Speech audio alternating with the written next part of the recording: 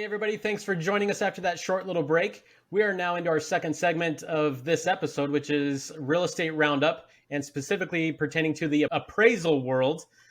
Glenn is a specialist in this. This is what he's done for over 30 years. So Glenn, give us your take for how appraisals affect sellers specifically when they're thinking about selling or making improvements on their home. What comes to mind? Yeah, I think the most important thing to remember about the appraiser, and something that's really been forgotten in the last 10 years or even more, is that the appraiser is really the only independent person in the whole process. Everybody else involved in the process has skin in the game, right? And it's not good or bad. It's just, it is what it is. So the appraiser is meant to be objective, third party, disinterested. I tease people. I don't care. I don't care if your house sells, right? But it's true. You don't have to be that cold about it like I am, but it's true. So as the seller, the main thing you want to make sure is that you have an agent who understands the appraisal part of it so that you don't run into an issue at the end. Because the problem that always pops up with the appraisal is always at the end when you're ready to close, because they never order the appraisal to the end.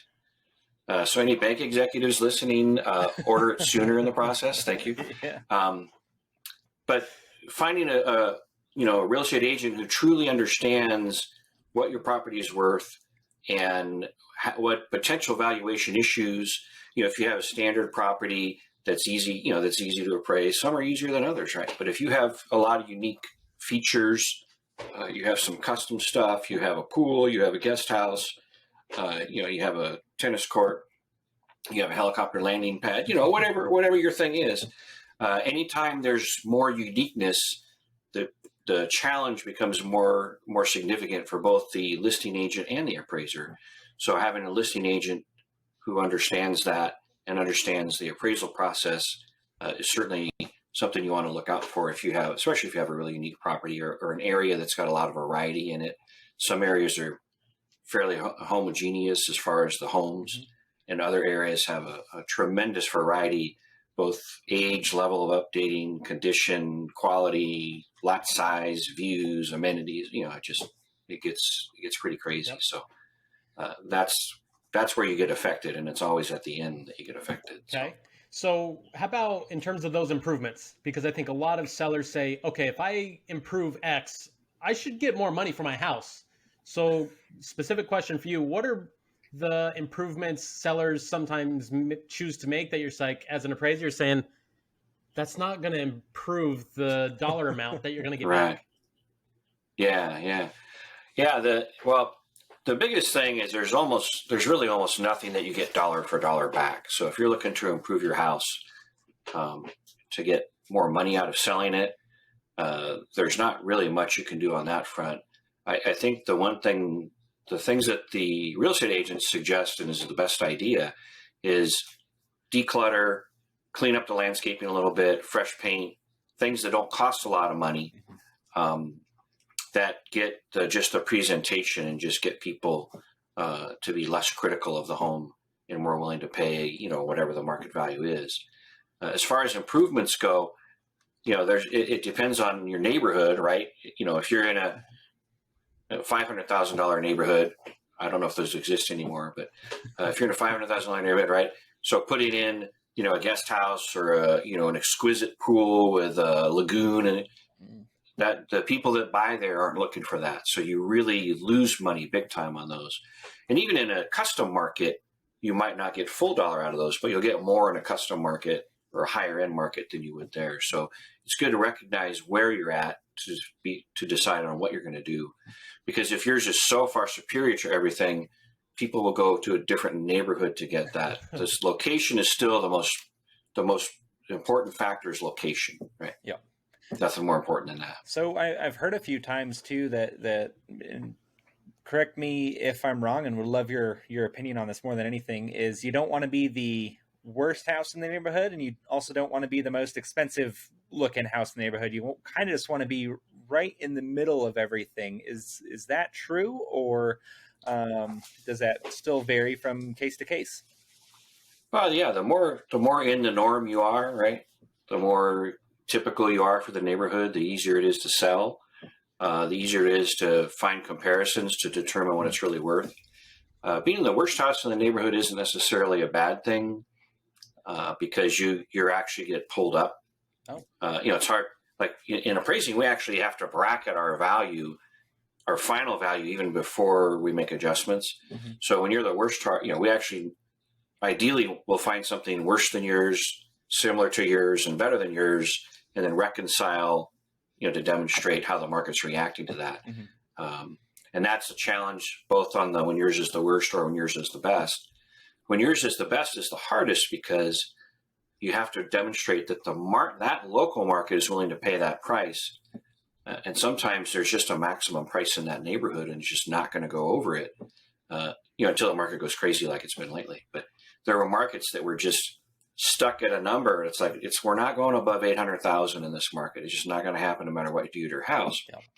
And then, then the market went crazy. But I actually just had that there's an area in Arcadia, unincorporated in El Monte School District that is mostly entry-level homes.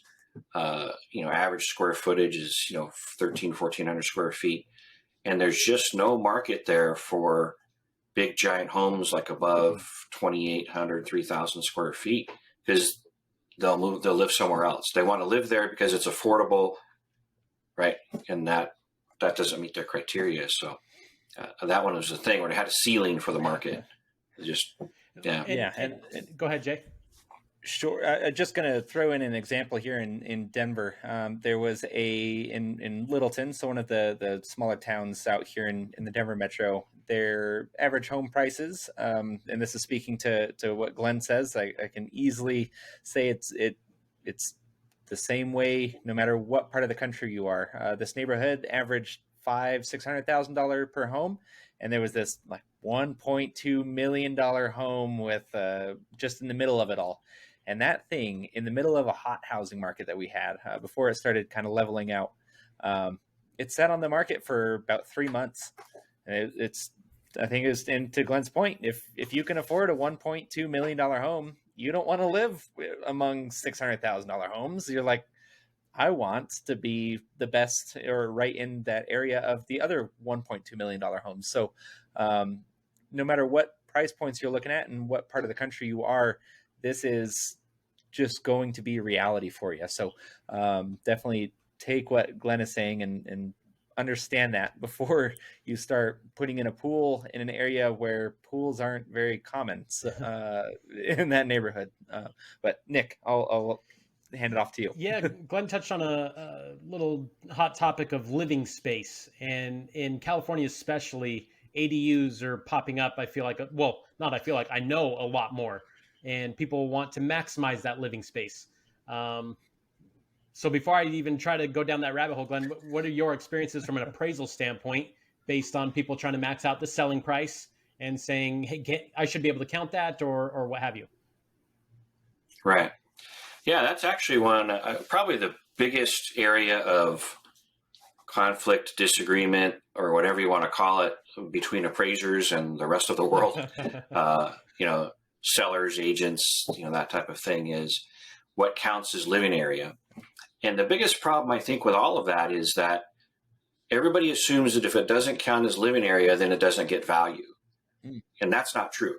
It gets value, but it gets value elsewhere in the appraisal. So living area is the home that you can go to without going outside or going through your garage or whatever. So it's contiguous, it's heated, it's air conditioned.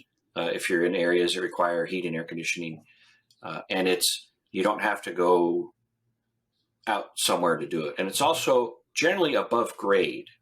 Now you got in hillsides, you get a little trickier there, but Fannie Mae just went on April 1st of this year to requiring appraisers for Fannie Mae appraisals to measure according to ANSI, ANSI standards, which actually defines what counts as living area. And it's not just living area, it's above grade versus below grade as well. So the common things that don't count as living area, but they still contribute value are ADUs, guest house, pool house, studio, bonus, office room, recording studio at Michael Jackson's house, that kind of thing. So I appraised one of his houses that had the recording studio many years ago. So,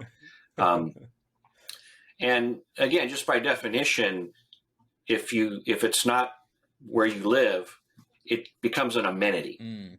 So they still contribute value. But the thing that I find the most interesting is, as real estate agents always want the highest price per square foot, but by including a guest house or a pool house or an ADU, they're actually lowering the price per square foot when it goes as sold because they have the wrong square living area for the property. So it's, and the market generally generally understands and recognizes that the guest house or pool house, while it's a great amenity and they'll pay for it, it's not living area. It's how big of a house do you want? I want my house to be 1,500 square feet or 2,500 square feet, or I want it to have a den and a family room because I want to be able to do this in that room, do that in that room. So, and of course the big thing obviously after COVID was everybody needs a Zoom room, right? You need a room that's away from everything else, whether it's an extra bedroom or a den that's not next to everything else, whatever. It's, you need a room where you can have a little, off the beaten path. So the other things that count as value, ADU, guest house, they're just an amenity. And then we, as appraisers, we still value them. We look at the market, we compare sales to determine, well, how much extra did they pay for that? So the ideal thing is when we find that paired sale, right? This house and this house are fairly similar. You'd love them to be identical, but this one had the pool, this one didn't. This one had the guest house, this one didn't. What did that one sell for? What did that one sell for? So it's not always that easy, but so for me, when I value ADUs in particular, because they become a big deal, I try to determine how much to find an ADU sale and then how much extra did they pay for that ADU, but then also how big was that ADU? What did it have, right? Was it a garage conversion ADU, or which now you've lost the value of the garage and then gain the ADU, so your net gain is still less, or was it a brand new 500 square foot ADU in the back, or 800 square foot 2-bedroom ADU in the back, that type of thing. And then I actually figure out the price per square foot of that improvement. So if that ADU was worth 100,000 or 200,000, whatever the number happened to be, divided by the price per square foot, because the age of the ADU, the size of it, makes a difference. So a brand new 800 square foot ADU is worth more than a garage conversion ADU on that front. So, and we were initially going to go into the buyer's kind of side of things, but I think it's more interesting talking about these kind of quirky one-off stuff. Michael Jackson, if he had an amusement park in the backyard, I don't know how you even start to be like, well, okay, so Disney World costs this amount of dollars. And it's like, no, that's the only comparable though. So for things like those ADUs or tiny homes are a big thing. So maybe they're not directly connected to the land in one way or another, but they still have utilities to them. And so they're meant to be permanently fixed. How do those kind of situations play out when, whether you're a seller or a buyer, what you need to be kind of aware of in those kind of quirky situations and how you're going to value those as an appraiser? Right. So, yeah, it does apply as far as it's going to be worth more in an area where it's desired and accepted and can be afforded. And even within that, the most extreme, on the high end versus the most extreme on the low end generates different value. But like even the recording studio, if somebody will use that as something besides a recording studio, then it works fine. The amusement park, I actually turned down that appraisal when Michael Jackson was on trial. He was getting money for the attorneys, so that's when I did that one appraisal, and they asked me to do the other one, and I talked to other appraisers who were in that area who they all got asked to do that one. I don't know who ended up doing it, but but anytime you just have something unique, it's how much value does it add? Because the majority of the value, especially in Southern California, is in the land. Right, the land if a house sells for $1 million, I can tell you right now that land is probably worth $500,000, $600,000, $700,000. So the majority of it's the land. Okay. And then you're just adding what size house can you build, and then what other amenities. And I found so far that most amenities, they're never going to be worth more than 10% of the overall value. And generally they're worth anywhere from around 5-ish to 7%, depending on what they are. So even a pool, when you analyze pool sales are generally, say, 10% higher, but part of it is the lot is bigger because it has a pool. So then when you take the pool itself is maybe 7%. So if you're in an $800,000 market, that's $60,000, right? So it's just important to remember that these are amenities, and that what people value the most is the house and the land. And so by adding an ADU, you're not going to add 40% to the value of your home, right? If you're worth $1 million, it's not going to be 1.3 after the ADU. So you need to take that into consideration. It's just not going to happen. So it's a matter of what's location number 1, living area number 2, lot size number 3. And everything else is an add-on that contributes, but the majority of the value is those 3 things. So it's not reasonable to expect them to be worth more, other than $1 million view, which there are $1 million views. That's a whole separate question. Yeah, we have those. There's been quite a few with how much Denver's growing, and everyone wants to see the mountains. And there's been quite a few where people buy these $800,000 properties, and there's just a little berm just over, just to where they can still see the mountains, but there's a little berm, and then a new house goes right up on that berm, and you're like, well, there goes my view of the mountains. Wait a minute. So yeah, I'm sure they enjoy that, but I think that's a perfect way to kind of end it there.